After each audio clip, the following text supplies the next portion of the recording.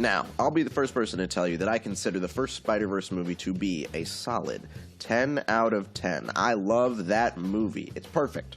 I could watch it any day of the week and still love it. Not only is it a technical masterpiece, it's just staggering how solid the narrative is. It has great writing, it has great characters, it has a great story, it's funny as hell, and it's emotional. It's everything that I want a superhero movie to be. It is my favorite superhero movie of all time, and it's pretty hard to top it. And as such, I kinda had the idea that this movie doesn't really need a sequel at all. But here we are. The sequel is now out, and the main question is, does it manage to be at least as good as the first one?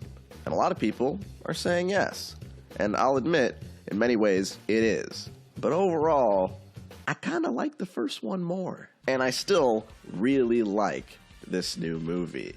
I'm not saying the second Spider-Verse movie is not an amazing experience. First of all, on a technical level, they somehow managed to top the first movie. This movie is, quite frankly, a visual masterpiece. There are more art styles utilized in this movie than I thought possible in a single feature film. Every character and universe explored in this story comes packaged in a unique, jaw-dropping art style. Every scene utilizes various unique animation techniques. It makes this the most visually appealing superhero movie that I've probably seen in my entire life. There was one scene in particular that featured two characters having an emotional argument, and it's just framed in the typical shot-reverse shot, but every time the shot changes, the colors of the shot change dramatically to show the conflict that the characters are experiencing. It's not the most complex idea in the world, but it makes the scene more engaging. The animation team really just decided to do whatever came to mind, and it worked so well here. And I really love that the Spider-Verse movies have started this new trend of animation, and they're still the ones doing it better than anybody else. The main thing that was shocking me while I was watching this movie was that I could not figure out how they made this movie in the amount of time they were given. It felt like this is a movie that should have taken 10 years to make. And that's not even considering the fact that the sequel's coming out in under a year. That's just insane. And like I said, it's safe to say that they definitely topped the first movie as far as the visuals go.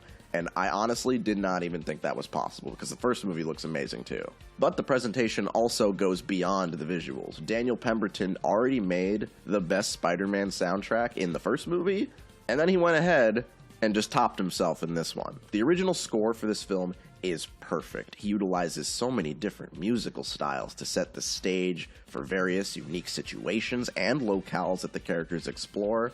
I like how the soundtrack utilizes heavy drum beats whenever Gwen is having an emotional moment.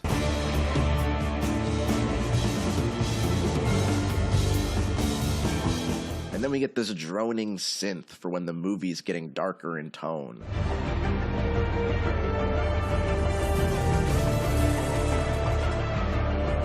And that's not to mention that the soundtrack can't sound heroic and triumphant when it needs to be, because this is a superhero movie after all.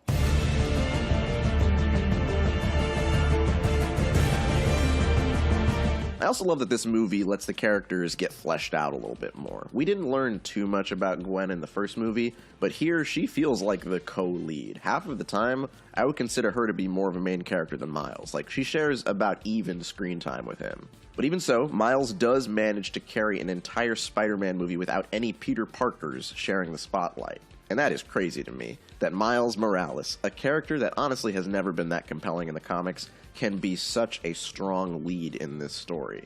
Like, I love Miles in the first Spider-Verse movie. I really do. But this one made me realize just how badass he can be. This is the movie where he becomes Spider-Man. And honestly, all of the character work was great. There are multiple antagonists in this movie, and I was equally invested in both of them. And we know just how hard it is for superhero movies to pull that off, especially Spider-Man movies. I also love that this movie uses Spider-Man tropes and the meta-analysis of Miles Morales as a character as narrative devices. This story is one that's able to twist the core concepts of a Spider-Man story and manage to show us a narrative that we haven't seen Spider-Man experience while still being very true to what we expect from the character. Spider-Man's trauma has always been a core part of the character, and this movie asks the question of whether Spider-Man needs that trauma to be Spider-Man. I'm trying not to spoil anything too much, but I love that a good portion of this movie asks the question of whether Miles really is Spider-Man or not. And this is all about him proving that yes, he is. But now we get to the core question. What is keeping this from being as good as the original for me? Honestly, it's probably the fact that I don't feel like I watched the end of the movie yet. Like I've said before, this movie is just part 1 of 2, with the sequel being planned for early next year. And that leaves this movie feeling like kind of an incomplete experience. This movie spends most of the time building up a lot of emotional stakes, but it doesn't have the time yet to reach a satisfying climax. A lot of the plot resolution and emotional payoff is being saved for the sequel. There is no scene in this movie that even comes close to matching the emotional payoff of the "What's Up Danger" scene from the first movie. That scene was built up to naturally throughout the movie, and that movie had excellent pacing. I can't really say that the pacing of this movie was doing it for me. The first third of the story drags a bit, but it's really hard to say if that's even a bad thing, because so far it feels like this is meant to be watched as a 2-part mega movie, in which case having a slower start would actually work out just fine. The thing is though, as it stands right now, I can't tell if the extra time spent on the first third of this movie is going to be worth it or not. And with how this movie leaves off, I have no idea where this story's going. I have no idea what it's going to look like.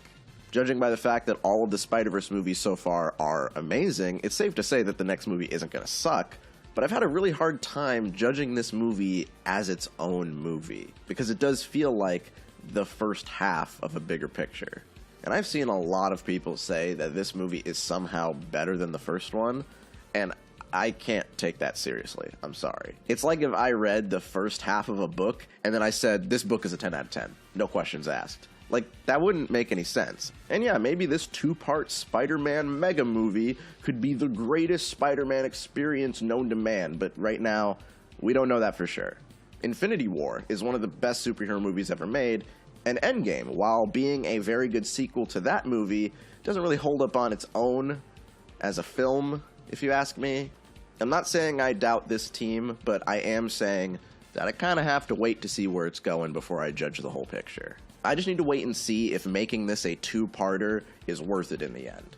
This new movie is amazing in its own very different way, but as it stands, I won't know just how good this story is until I see it finished. And I considered not giving this movie a number score, but I only like doing that every once in a while, and I already did it for the last Spider-Man movie, so for now, I'm going to give this movie a tentative 9 out of 10, with the potential to go higher or lower once the sequel's out.